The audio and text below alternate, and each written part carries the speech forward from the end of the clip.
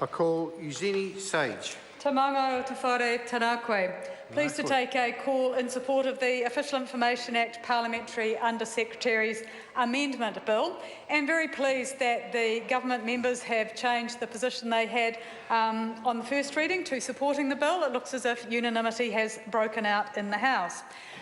We're supporting this bill in the Green Party because citizens need to be able to trust the government they elect, and the Official Information Act is a critical check on the powers of the executive and how ministers, associate ministers, and when this bill passes, parliamentary under-secretaries exercise the powers which Parliament has given them under the law.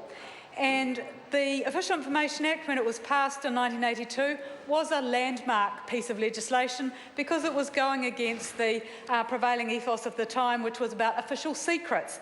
And its major purpose is to progressively increase the availability of official information so that the people of New Zealand can participate more effectively in both the making of law and policy and the administration of that law and policy.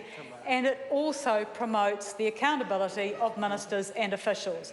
So it was really surprising in the first reading that government members were opposing Adrian Ruafe's bill with the extension to parliamentary under-secretaries. And we have seen in the submissions that the Government Administration Select Committee received universal support for the bill.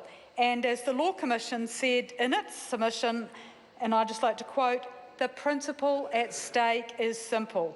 Parliamentary under-secretaries perform a role that would otherwise be performed by a Minister of the Crown and should therefore be subject to the same obligations of open and transparent government as ministers established under the Official Information Act." Parliamentary under-secretaries are members of the executive, though some disputed that in the first reading. Their appointment is authorised by the Constitution Act, and they can exercise the powers and functions which ministers delegate them subject to certain constraints. And the Cabinet Manual recognises that they are part of the executive and are bound by collective responsibility, or the principle of collective responsibility, in the same way that other members of the executive are. So, Mr Foster-Bell said that the National Government believed in transparent and open government, and I would agree with my colleague Dennis O'Rourke that you could have fooled us.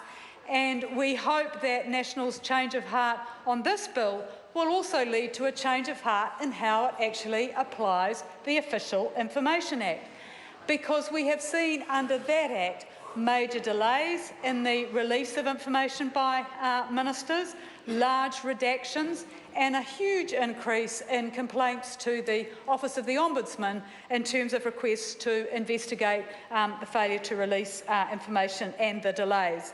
And I think in 2014-15, the Ombudsman's office received more than 12,000 complaints, and that was the second highest in its 33-year history, and there were over 6,000 complaints in the first 6 months of 2015-16.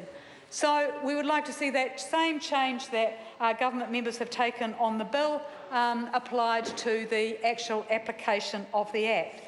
This is only a small step to increasing the accountability of the executive, and the hallmark of this government has actually been to significantly increase the powers of ministers, to give ministers much greater power to override local democracy, to, in the resource legislation bill, tell councils what provisions can be included in their plans, what can't, to potentially pull provisions from those plans, things that former Prime Minister Sir Geoffrey Palmer has called a constitutional outrage. We have seen under this government regional democracy not restored in Canterbury. The Health Board in Otago and Southland still has ministerially appointed commissioners. So this government has increased ministerial power rather than reduced it, and this bill is a tiny step to actually making the powers of the executive slightly more accountable and more transparent, and we congratulate the member for his bill and the Government Administration Committee for its consideration of the bill and the major effort it has made in ensuring that submitters were able to persuade government members to change their stance on the bill. But I would say, Mr Speaker, I look forward to you ruling out of scope a number of the amendments that Mr Seymour is planning to bring in relation to ridiculous things such as bringing the Parliamentary Press Gallery within the scope of the bill. It highlights ACT's lack of understanding about how our constitution works and how the Official Information Act works. Thank you. I call